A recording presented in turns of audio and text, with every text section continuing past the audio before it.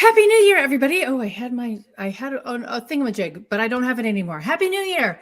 Mhm. This is Tracy Starkrath, and you are here for Eating at a Meeting Live, and that thing is called a noisemaker. I did have one from spin class the other day, but oh well. So welcome to hang on, I got to that just myself just popped on LinkedIn over here really loud. Okay. So hi, I happy new year. We're going to start fresh here. I am Tracy Starkrath, host of Eating at a Meeting Live, and that's where you are today. Hope you had a great holiday and you're ready to kick off 2023 and thrive throughout the year. My guest today is this guy, Derek Brown. He is author of Mindful Mixology, a comprehensive guide to no and low alcohol cocktails. I've got mine here. He's the founder of Positive Damage Incorporated and a former owner of the Columbia Room in Washington, D.C. So hello, Derek. Hey, Tracy, how are you? I am good. How are you? I'm doing awesome. Thanks. Happy New Year. Happy New Year to you. So, we got introduced from our mutual friend, Abby Ferguson, and who I've known from Atlanta Food and Wine Festival a long time ago, and whose CEO will be on the show next week. Co-founder will be on the show next week. Lauren. And yeah, Lauren. Yep. She's talking awesome. About Spiritless. She is awesome. Abby's like, you need to meet Derek Brown and you need to read this book. So I have this book, and as you can see, I've been reading it and have lots of chats on here. So I want to get talking to you about the book and what brought you here. Do you want to say that John Chen is in the house? Happy New Year to you too. And yes, it is a hot new trend, which let's talk about the word trend. It's not going to go away, Derek, right? No, it's not going to go away. And in fact, I mean, one of the funny things is, and we can get more into this, I don't have to go into detail right off the bat, but it's also not a trend. It's been around for a very long time. It's one of the largest social movements in the United States, but we'll talk about that later. Well, yeah, and I think you mentioned a lot of that in the book too, because of where you found cocktail, recipes and things. So how did you get into, you're a bartender. How did you get into the low and no alcoholic beverage cocktail space? No ABV. Right. Well, there's a couple different paths that I had to entry. But one of the interesting things is that for the longest time, I still have a company called Drink Company that that used to manage some of the bars that I owned, such as the Columbia Room, and we had a pop-up bar and so forth. And my partner at the time, Angie Featherston, didn't drink. And when I first met her, she actually came up to my bar when I was a bartender, and she said, I would like a drink that doesn't have alcohol. And it wasn't because she had a problem. It wasn't for any religious reason. She just didn't really like the taste of alcohol. And so she asked me for a complex, interesting drink that didn't have alcohol in it. So I actually was able to reach in my sort of bag of tricks and found a recipe from Jerry Thomas, who is, kind of credited as one of the early bartenders in the United States, celebrity bartenders. And he wrote the first bartender's guide called A Bon Vivant's Guide, or How to Mix Drinks.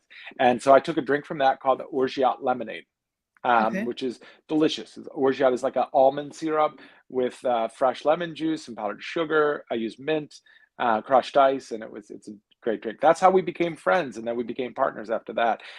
So early on, I kind of understood the need for great no and low alcohol drinks. But the truth is that I didn't know how much we needed them at the time, right? So they're still kind of tucked away. You'd have to ask.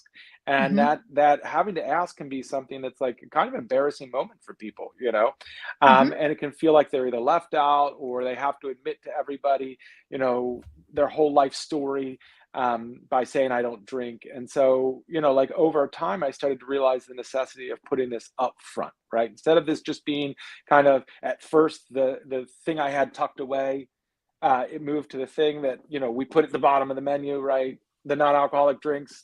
There's the kiddie drinks, lemonade, soda, and one or two non-alcoholic drinks. And now, the Columbia Room, I closed it earlier this year, but by the end of it, we had those integrated into the menu in a way that people could feel fully adult ordering them. You know what I mean? They could feel Yeah. like a real human being, instead of feeling like they had to like go down to the very bottom and be like, does this have alcohol? Does that not alcohol? Right. Have alcohol. So I guess for me it was early on, but also I started to reappraise my relationship with alcohol over time.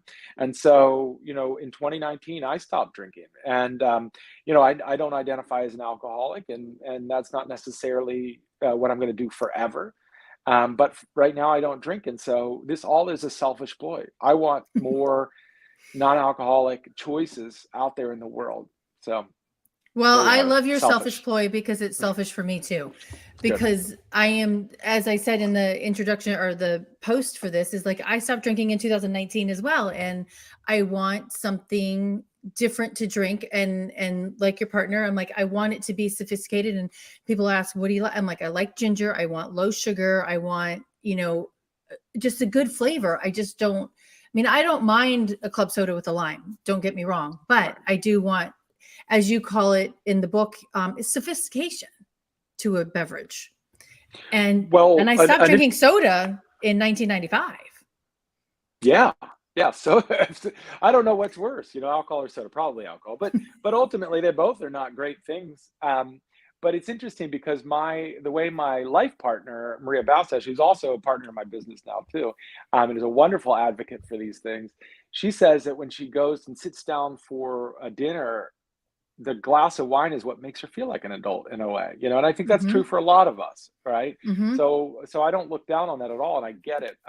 But for some of us who aren't drinking and still want that experience, we want something Mm-hmm. complex and interesting, because it really still is exciting to drink something that is, has all of those, complex flavors and Mm-hmm. bitterness and sweetness and sourness. It kind of lights up our brain and it's exciting. So I Yeah. think that, whether or not it has alcohol in it, it really can foster this kind of excitement and positive emotions in us.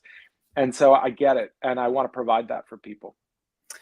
Yeah, I agree because it's like, and my friend Joan Eisenstadt and your fellow DC person here posted in here, in the meetings industry, there have been Friends of Bill events for many years, which is a Mm-hmm. non-drinking, are encouraging non-alcohol at event. I mean, and follow-up question is, why is the meetings industry still pushing alcohol as a way to have fun and be open to conversations? And I think I actually I think it's the last one in here that I found today. I love the fact in the book that you have the green pages that are written by other people, but and I don't remember where it was, but it was just the complexity of the drink makes it an adult beverage, That's right. right? And That's and right. I love that. And it doesn't. I always talk about the Dixie sized cup of water that you get, right? Yeah, exactly. I mean, in all of it, like there's so many things that make a cocktail, right? Mm-hmm. And obviously there are non-alcoholic beverages too, but for a cocktail, it's in a beautiful glass. It has that really beautiful Mm-hmm. garnish on it. It has all of these different aspects. It's an intensity of flavor. There's this piquancy or bite that you get from it. And so, in that book, I tried to talk about how you could create cocktails. And in some cases, you can make it out of household ingredients, right? I Mm-hmm. mean, so for instance, there's a drink in here called the pinch hitter, that is lemonade, right? So the joke is, all we got was lemonade and soda, and here I am now pushing a lemonade drink. But in all fairness, it's a very good one, and it's a complex one. And here's what I did: I took, lemon juice, and I took ginger syrup instead of syrup. All right, so I added ginger to it, so it has a little more bite and intensity to it.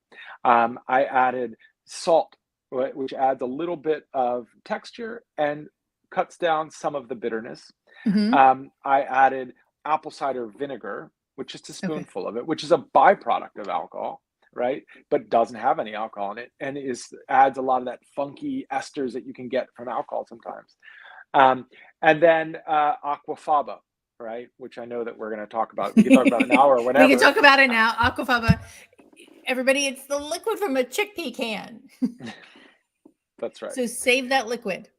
It's Yeah. a 99-cent ingredient for a lot of it, right? So, Right. and so this whole drink, the pinch hitter, you can kind of build around, and you have all these ingredients. They're all Hmm. household or grocery store Right. ingredients, and it creates a sophisticated, interesting drink. But not only that, there's such an array of non-alcoholic spirits, wines, and beers out there. We mentioned Abby, and we mentioned, or I guess Lauren, who's going to be on next Hmm. week, from Spiritless. They have Kentucky 74. I used to work for them all, so I'll give that caveat. But I still love their product even after I don't work for them. So Hmm. it's a good one. It's like a bourbon alternative. So there's lots of options out there, and so there's so many options, but they're still finding their audience, in the sense that, what of your guests had mentioned about why don't they have this at meetings? And I Hmm. think that's our question. That's the premise of this, right? Hmm. Why don't they have Right. it? And they should, because people want it. 23% of the population don't drink, right? Right. We're talking about adults. But 80% of the people who buy these products also drink alcohol. So you have a Hmm. wide group of people, both Right. don't drink and drink, who are interested in these products. Well, and then just to take it, that 23%, I think it's 30% don't drink or stop after the first drink. So Yeah. that combines those two. So it's a huge opportunity, and to add more revenue to your bottom line in making sure that, and actually I met a woman last week in Minneapolis. I kept saying Wisconsin, in Minneapolis, and she started Zero Proof Collaborative. And she said she went to actually the hair salon owner opened up a non-alcoholic store next to her salon. Very cool. And it was packed when it opened. It was like 16 people in the store, and it was not a big store. But she's like, I went to her grand opening and I stayed for 3 hours Yeah. instead of leaving after an hour. And so think Yeah. about how much more money you can make on your cash bar, by adding those non-alcoholic beverages. Yeah. Well, going back to this idea, it's a trend, right? I mean, Right. it is. I do recognize that there is an explosion of, non-alcoholic spirits, beers, Hmm. wine, cocktails, etc. And there's more interest than ever in the media. But, it in the sense that there's always been people who are interested in it, not just in the historical perspective, but the people who are just coming, as you mentioned, who come to the bar or meeting and they just have a soda and lime and then they leave, Hmm. or they feel kind of left out overall. And that's not the feeling that we want to engender in people in hospitality. It's the Right. exact opposite of what we want to do. Exactly. All right. I want to give it a shout out to Alex here. Wrote in, super excited. Love the book, especially the Oregot lemon recipe. Hmm. It demonstrates that non-alcohol doesn't have to be boring. I love that. And an index would be nice. Here's what I have, what I can make. Yes, that's very cool. Yeah. And then Lynn Wellish wrote in, and she actually commented before we went live too. Would be lost without Nectar of the Gods Diet Coke. You need to let that go. You need to let that go, Lynn. At caffeine after 5 is way too much. Yes, for anybody it is. But it really does add. And one of the reasons I wrote this thing is I didn't want the calories, I didn't want the after effects of alcohol, but I didn't want to spend the money. Hmm. And I think one of the things that you pointed out in the book that I think is really important is that if we do want the sophistication in a drink, it does take time to Yeah. create these recipes. It's not just like a soda and a lime, right? So if I do want this drink, I have to be willing to pay for it as well, because it's a design, it's a recipe. Yeah, I wrote an article for Wine Enthusiast about a year or two ago. I don't remember Hmm. exactly, but it was uh, arguing why you should pay as much for non-alcoholic cocktails Hmm. as cocktails with alcohol, and the bottom line is that, we're putting the same level of ingredients. Obviously, if it's like a very cheap ingredients and it's poorly made, then I get it. Don't charge more for that. But if you're taking somebody who has studied this craft to really make excellent cocktails, and they are seeking these ingredients that are exotic and interesting and expensive, then they should cost the same amount of money. I'll give you one example from the Columbia Room. I had a cocktail that had ants in it, right? So What? I was inspired by Rene Redzepi, who has Noma and is a world famous chef. He had used black ants in one of his recipes because it tastes like vinegar or lemon. actually. Okay. I would never think that, but I tried them and it's true. So where do you source black ants from? You can't go to your garden or like, Right. that crack in your house that always seems the ants pour through, and catch them in Right. the little raid trap. You have to go to a place that has organic ant, and that was not cheap. These ants were as expensive as truffles or gold, by the ounce. So Wow. so I think that like ultimately, if you're looking for quality oriented ingredients, most people are not looking for ants, I'll be honest with you. But Right. but if you're looking for quality ingredients, this is just one example. If you're looking for something Hmm. interesting, complex, forget about it. It's just as expensive in most cases. Well, exactly. And I think we have to, and I like the fact that you said it as a craft, because it is a craft, because you've been Mhm. studying this for a long time, and it is a skill set that we relish. But and then I'm going to take that into a different angle too. Is like, you and I had this conversation before we got on a couple of weeks ago, is like, so you're a bartender, you owned a bar, several bars, but as Joan mentioned, meetings and events, when we're in a hotel ballroom, we don't have you, Yeah. right? We have a hotel banquet server. Right. How do we incorporate this and this level of complexity, and even serving spiritless, serving non-alcoholic beverages that are already canned in the meetings industry, in that, Yeah. because it's not the same as even the hotel front bar. Yeah, that's right. I mean, there are a number of ready to drink or RTD cocktails that are available. Spiritless makes some excellent ones. Mocktail Club is one that is also just amazing. Their Capri Spritz is one of my favorites. Um, but overall, you can make fairly simple, easy drinks, and that's because there's all these great products now, right? Hmm. So let's say that you wanted to have a bar and you have your banquet server who the most they can do is highballs, right? Like they're not Hmm. going to be able to make a drink with ants in it, and bless them, they don't want to either, and the guest might not want it either in that setting, right? So Right. I get it. So making a gin and tonic though is easier than ever, right? Like you can get Hmm. Monday zero alcohol gin, or Liars makes a non-alcoholic gin, and add some high quality tonic to it, and a lime, and it's just as good as any gin and tonic, really. So it's easier than ever to do it. Or you could get one of the many non-alcoholic beers or wines. I mean, if Hmm. people have tried Athletic, they'll try and go, what am I missing? Nothing in terms of the flavor. Obviously, I'm missing maybe that, psychoactive effect of alcohol, and I get that, but I don't want that right now. That's not what Right. I'm after. Right. And so it takes all the flavors there. Is wonderful. There's also all these non-alcoholic wines and really top level producers like Weingut Leitz from Rheingau, or Gießen from New Zealand, are making de-alcoholized wines. So the Wow. quality is just leapt from here to here. If you all remember, for those of you who do remember trying O'Doul's, or like some of the other non-alcoholic wines, which I won't name, which were not great, forget about those. Those are, they are what they are. But there's a new level of quality that's out there, and it's only getting better. That's awesome. That is really, really good to know. And good for, me as a person who wants to bring something to another party, right? At home or at an event. But I actually just had this idea. I'm like, every event that I host, if I'm working for my client, I'm going to make sure that the hotel that I'm working with has a copy of this book, and saying we need to have some of these recipes on the bar, right? Yeah. And because it's just as important. Right. And there's Um, no and there's low, right? I mean, right. so I think that sometimes, and dry January is part of the people kind of like blend together the sobriety, Hmm. what this book is for, and really what I'm aiming for is towards people who are looking to reduce or eliminate their drinking because it's, a habit or a Hmm. peer pressure or stress, but not necessarily because they're in recovery. I think that's a Right. different level, which requires a different level of attention and care.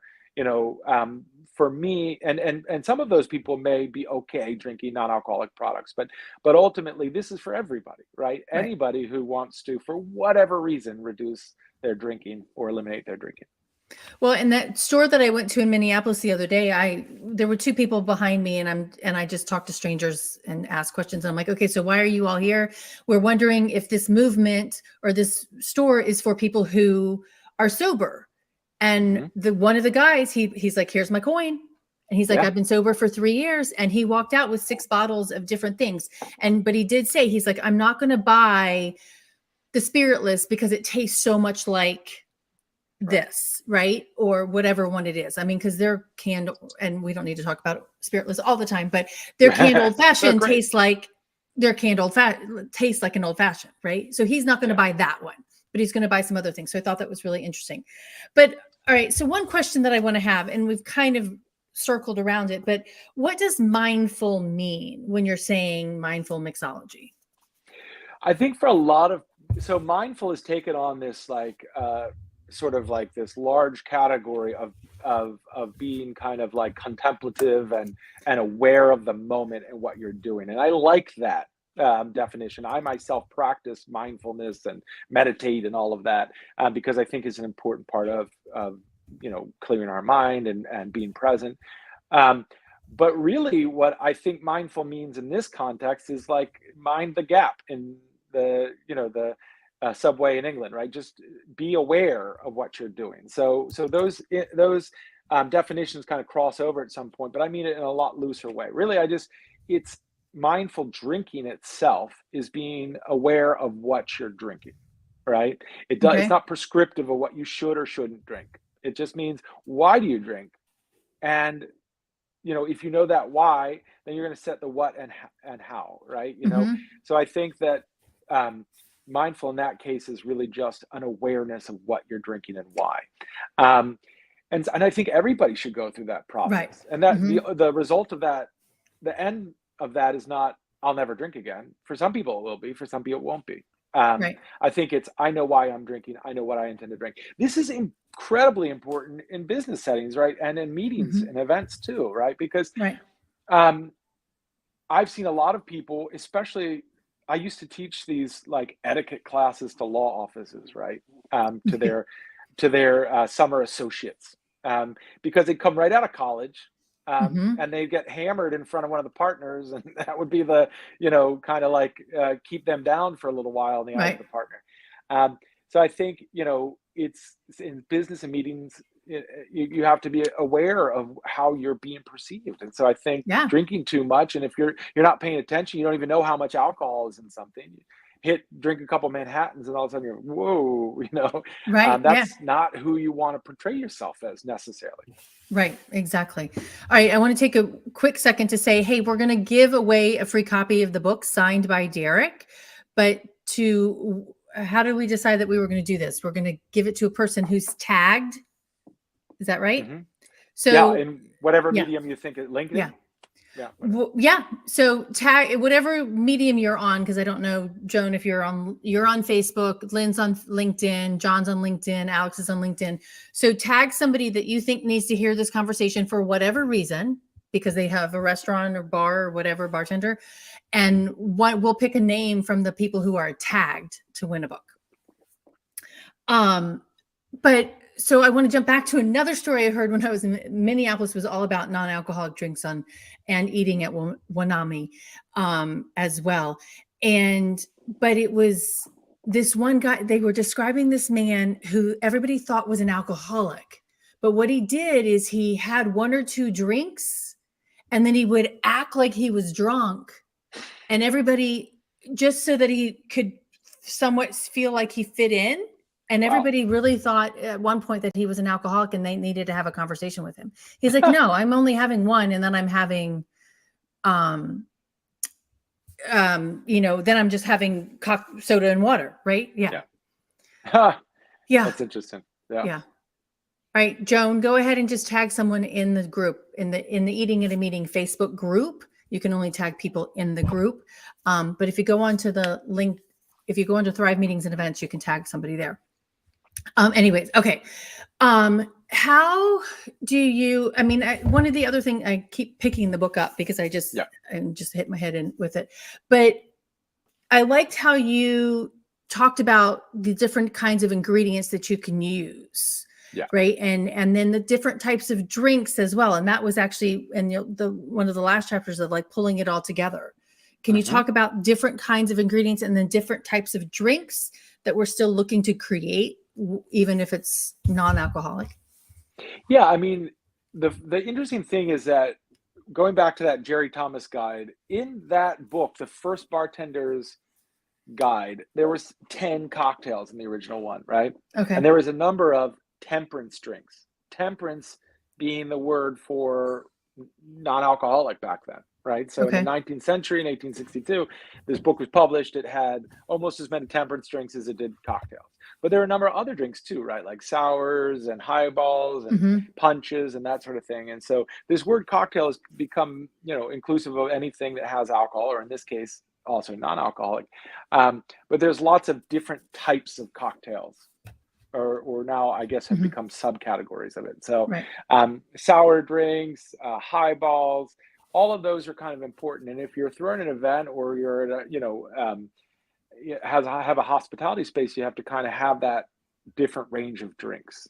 Some people, they want a sour, which an example would be a margarita or a daiquiri, or something like that, a whiskey sour. People who want like a highball, which is a very simple combination of a spirit and soda. And then there's, and so on and so forth. Sometimes people want just like an old fashioned style drink, which is the very original definition of a cocktail in print. It was from 1806. We won't go into detail on that, but it's Spirit, Sugar, Water, Bitters, right? Which is actually my first book, what I wrote, called Spirit, Sugar, Water, Bitters. Also a great book. But I think that that became kind of harder to make for a while with non-alcoholic spirits. But now you can. And so, there are a number of, products out there that can go well into that. So I guess ultimately having a range of interesting drinks is important. And it depends on the setting, but and then using a range of ingredients, some of which might be expensive, some of which might be a little less expensive, and it all evens out in the long run. I describe in my book a variety of ingredients you can use, from, like I said, like vinegar to non-alcoholic creative spirits. Like they have spirits out there too that are non-alcoholic that have never existed before, right? So there are analog ones like bourbon, analog, right? Like Kentucky 74, or Monday, not zero alcohol gin. And then you have ones like Caleño, right? Calen with the accent over at O.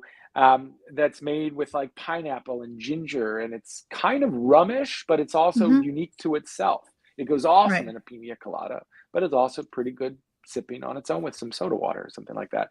So there's like a lot of different things out there. I think right now, if it's interesting. So I wrote this book in 2020, 2021. So a lot was happening then, right? But it was at the beginning of the non-alcoholic kind of boom, right? And Camper English, who's a really great writer, who has a blog called Alcademics, and you might know him because he's been on the show before. Oh, he's an amazing character.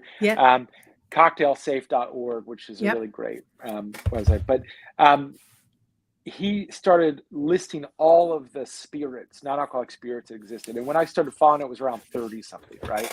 And then by the time this book was in existence, it was like, I don't know, 80 or 90. I forget how many I said. Now it's over 160, I think. So it's grown so much. And what's interesting about that is that, I mean, it's still like a tiny drop in the bucket compared to flavored vodka, but it's a lot of different choices. And I think that's really good for us, and that's good for the consumers. From simple drinks to complex ones, there's just a lot out there to offer it. Well, and there was one in here recipe. I think it had egg in it or something, right? And that's what I had Camper talking on a couple of years ago about allergens, and I should have him come back on, especially talking about this non-alcoholic side of this, right? The cocktail side. But I'll give everybody that link too. But yeah, he's in it. He's so smart, and he just came out with a new book too. Now, okay, there's a lot of terms out there. There's mocktail, there's non-alcoholic, there's low proof, zero proof, or whatever. What do we use? How do we best describe it without making somebody feel like they're ordering a Shirley Temple. In the Right. past, I used to be pretty inclusive and say, oh, well, whatever. I mean, I didn't like the word mocktail too much because I think it sounds like it's deriding somebody. But I think now it's only one phrase that works. It's non-alcoholic cocktail, right? Okay. I mean, I think I appreciate all the other ones. There's some cutesy ones. There's some like my partner, Maria, she had a beverage program and she called them immaculate concoctions. You know what I mean? So I think there's lots of fun ways to put it. And if that serves your program, I get it. Right. But if you're making something that is meant to resemble an adult sophisticated drink, a cocktail, then it should be called a non-alcoholic cocktail. Is what I would argue now.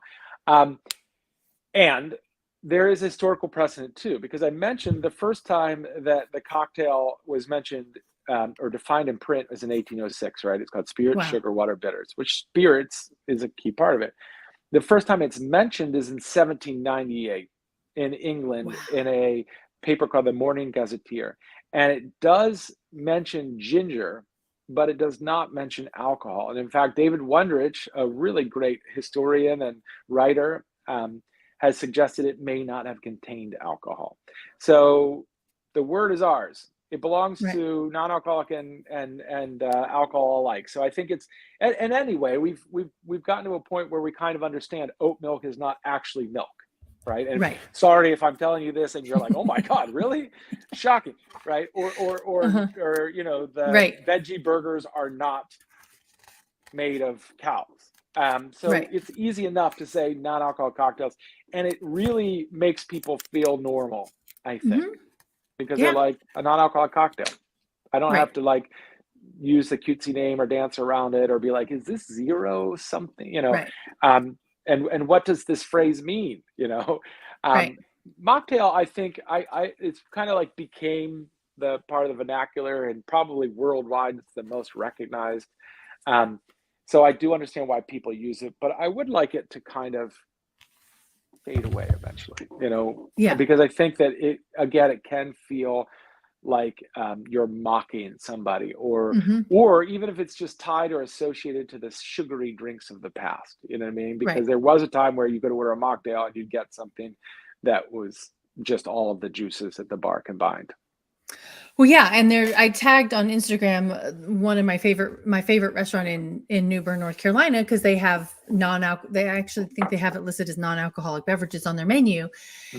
And then I went down the street and I'm like, hey, do you have a mocktail? And they're like, do you want Ocean Spray cranberry juice or do you want Tropicana orange juice? And I'm like, I'll just have a club soda with a lime, Right. Yeah. Good call. No, thank you. Right. And I'm like, okay, so actually maybe I should just go buy them a book too, because like, let's up this thing. Right. And again, I mean, and I don't know, do you have any statistics on how much, I mean, I know you've talked about how many more spirits are in here, but upping it to help your revenue. Oh, absolutely. Yeah. I mean, it's very clear that it'll add to your revenue. I mean, I don't have any specific statistics that I think would be relevant here. Obviously, it depends on the place, and each place can kind of define for themselves. But I do know this: if you don't have non-alcoholic drinks, you're simply missing out. People are just not ordering, right? Or they're ordering something, as we already mentioned, soda and lime. And then you're missing that second drink or third drink, And there are people who are putting non-alcoholic drinks on the menu, and then they're still hiding at the bottom or putting it in a way that's not accessible or kind of embarrassing to order. That's a next level, right? Like that means that people see it, they know you have it, but in that circumstance, they might feel awkward ordering. Now, let's go back to that, summer associate that's like going to apply to this law firm and wants to work at a job, and the partner that's taking interest in them in that moment is drinking like a really nice scotch, and they go, ooh, what kind of mocktails do you have? Could you imagine how that feels in that moment for that person? Even if they're a very confident, self-aware person, it just feels odd, and then so I think saying like, hey, what kind of non-alcoholic cocktails do you have, or let me see your list, and I would like this drink that's called the Ambassador or whatever the hell it's called, interesting drink. I'll take that. I think that is a different feeling And Mm-hmm. so I do a lot of trainings and classes for people who want to implement non-alcoholic programs, Right. whether it's for catering or bars, restaurants, hotels. And I tell them that there's like, you have to, it's not enough just to put a non-alcoholic cocktail on the menu, or even make a good one. You have to Mm-hmm. now place it in a way, I think, that's, people can see it.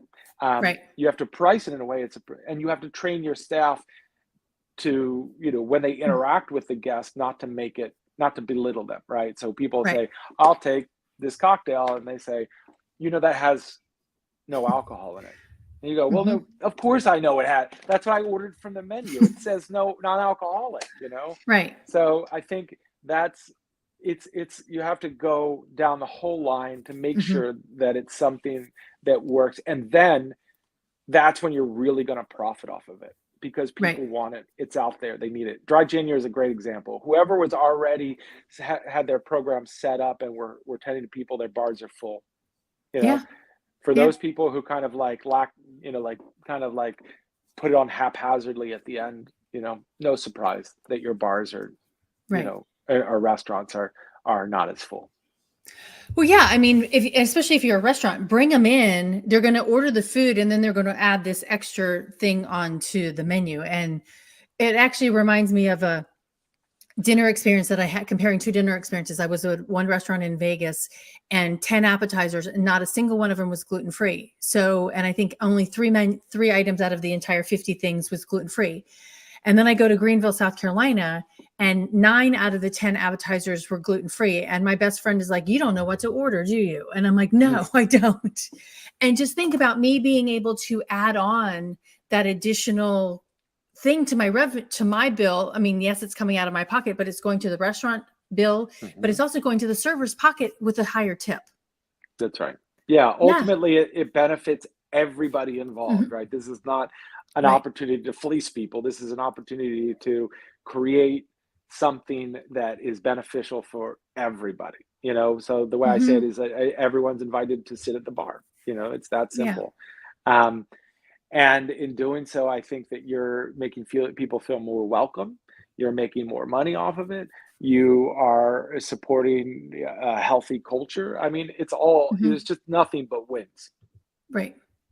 Joan had an interesting comment down here. She said, AA has huge meetings. Why not work with whoever manages their meetings to ensure they are aware? Um, This goes it's back to, I think, what we were mhm, talking about before, and it's a great idea, except I think that recovery is such a personal process, right? right. Everybody who identifies uh, as an alcoholic, which we call alcohol use disorder, substance use disorder, they have their own path to recovery. Right. And for some Mhm, people, it means that no alcohol at all. They can't be around it. It's going to trigger them. It's going to put them in a situation where their life changes rapidly and for the worse. And so there's other people, like you mentioned, the person who's in line who drinks and can have some of it and feels right. comfortable with it. And then there's other people who, like myself, who I identify as someone who has difficulty with drinking. Did Right. have difficult with drinking, so I put it aside for a while, and I Mm, can still drink, non-alcoholic beers and wines and stuff, and I feel mhm, perfectly comfortable in that scenario. It's just right. such a personalized thing. So going to an AA meeting where there's like people with all this, Mhm, and unfortunately, I think might put some people in jeopardy. So I try to stay away from that. I try to stay away from making this about sobriety. Sometimes they right. call sober-ish, which I can understand, but it's not about sobriety. Right. No, I like that. And it is everybody's personal path to whatever they're doing. I want to get back to a mindful when you were talking about the mindful definition too, and wanting to know what in your cocktails, what you're drinking, because I think that goes also back to people wanting to know what's in their food. They Right. really want to have this conversation about knowing what's in it. And I thought it was interesting looking at some of when I was at that store last week in Minneapolis is that they're actually showing the ingredients and they're showing the calories on it and everything, which is not necessarily what liquor companies aren't required to do that. Right. And I really liked that about these non-alcoholic beverages. That's right. Yeah, they're definitely showing more of what they're offering. They Hmm. list the ingredients in it, Right. and sometimes those are just like natural flavors, and that can be confusing. But ultimately, you get a more of a window into what you're drinking. And I think it's really important. Yeah, for food too. Obviously, I think that's the premise of what you do, and wonderful work, by the Right. way. Oh, Thank you thanks. for doing it, Tracy. But I think that like definitely we should know what we're drinking because people are more aware of their sensitivities. They're more aware of their Hmm. allergies, and they're more aware of what's good for them. And I think Hmm. that, or conversely, what doesn't work for them.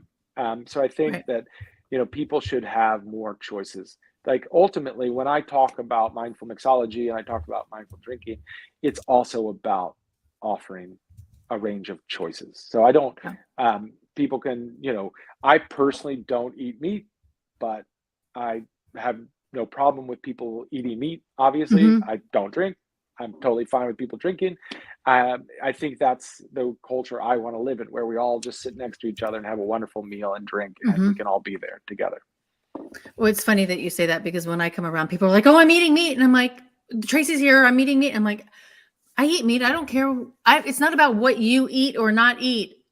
That's your choice, and I'm not here to Mhm, judge you. I'm just here, like you, to make sure that everybody has a seat at the table with mhm. something or the bar with something that's not going to kill them, not going to offend them, and Right. satiates them. Right? Satiate Yeah, them. Yeah. yeah, Yeah. People just don't want to feel judged, and I get right. that.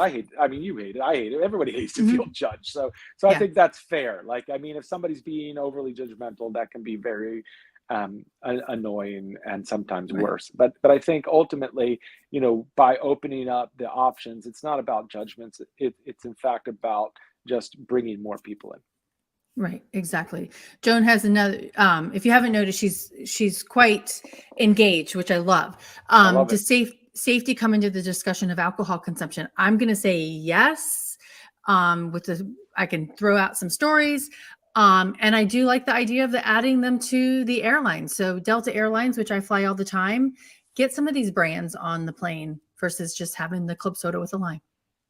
I mean, I'll say it, and maybe it'll sound a bit rude, but you're just plain ridiculous if you don't have a non-alcoholic selection on a plane, because Mhm. people do want interesting things to drink, but alcohol, in a lot of situations, can be potentially problematic. I think Right, I don't want to dance around that. I know that there are health issues. There's no amount of alcohol that's healthy, right? You right, can live a healthy lifestyle that incorporates alcohol, right? So no problem there. Not everything we do is healthy. Ice right, cream's not healthy. That's okay. Eat ice cream right, sometimes. It's all right. right. Just don't eat it for Hmm. breakfast every morning. That's bad Right. for you. Right. So Or just as like a Weight bottle Watchers tells you not to have more than a half a cup. Like, who doesn't of have more? Whatever.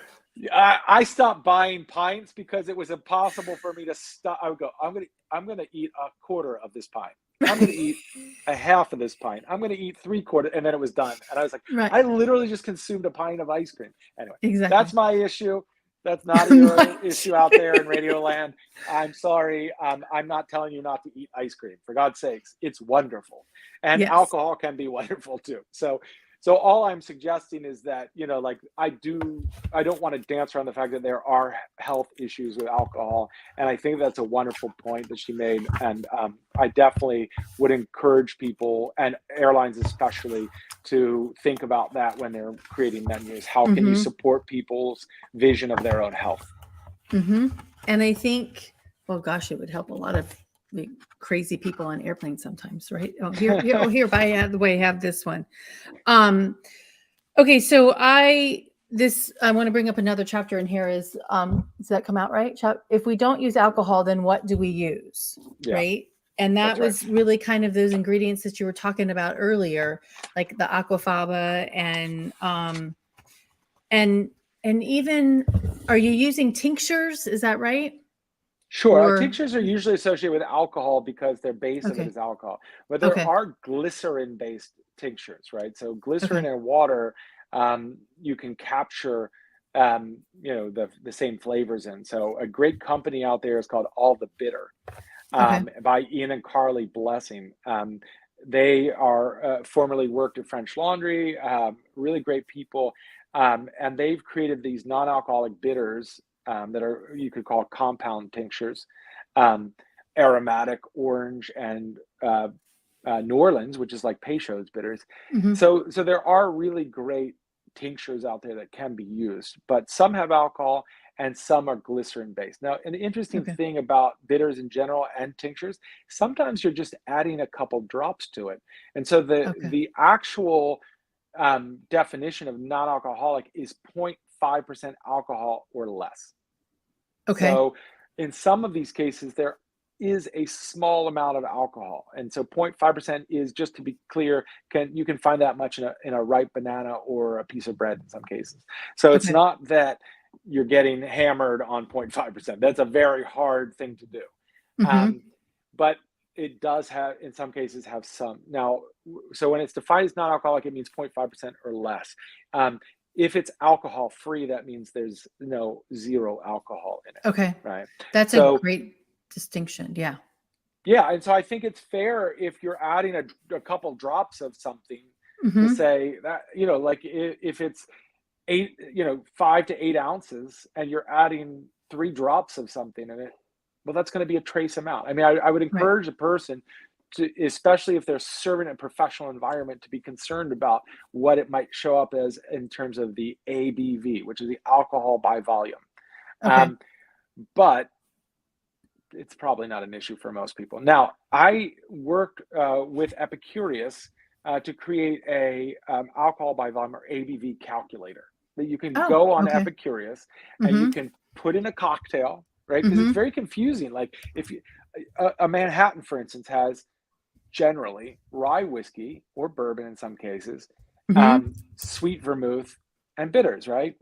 So a person be like, that's one drink, right? No, that's not. Okay. That's almost 3 drinks ultimately, and it's a very high ABV. So it depends obviously on how much, the serve is, but in some Right. cases it can be a lot. So determining the alcohol by volume and then finding out the volume Hmm. is useful if you're trying to figure out how much you're consuming. It can be very confusing. And I realize for some people, they're just like, blah, blah, blah.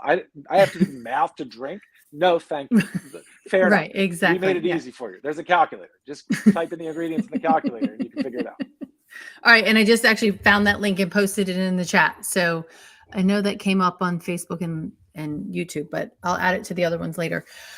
So the future of how can the future of ABV spirits category, we've kind of talked about that. It's huge. I mean, it's gone what from 30 to over 100 in the span of 2 years, 3 years, Right. right? And non-alcoholic wines increased by Yeah. 20%.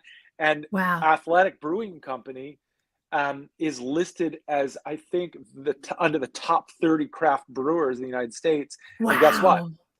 That's all craft brewers with alcohol too. So there are, in fact, it's growing Wow. enormously. Wow, that's huge. And I mean, just take advantage. I mean, if that market is growing, then it just makes sense that a hotel or a catering company adds these to their repertoire of on their menus. Um, okay, I just based on an experience that I had last year, getting these into a hotel. How do they order them? Is it where does the food and beverage or the beverage director order them from their regular distributor, or do they order them from Sodexo or Hmm. UNFI? How do they get them? Yeah, this one's not easy. This is not an easy No. answer, unfortunately. Okay. There are some companies out there that are starting to distribute them Okay. nationwide. Some of those are kind of expensive. Okay. So right now, what I would encourage, and when I consult on, on and off premise hospitality and spirits and so forth, what I suggest is go through and try to find the least expensive. But the good news is that there are, in fact, lots of places that you can order them from right now. Okay. So what I would encourage people to do is to find the beverage they like, Mm-hmm. and the easiest way to do that right now probably is to go to one of these great non-alcoholic bottle shops or non-alcoholic bars that are starting to Mm-hmm. pop up and ask questions, or follow people like me who are constantly posting about, what we like and don't like.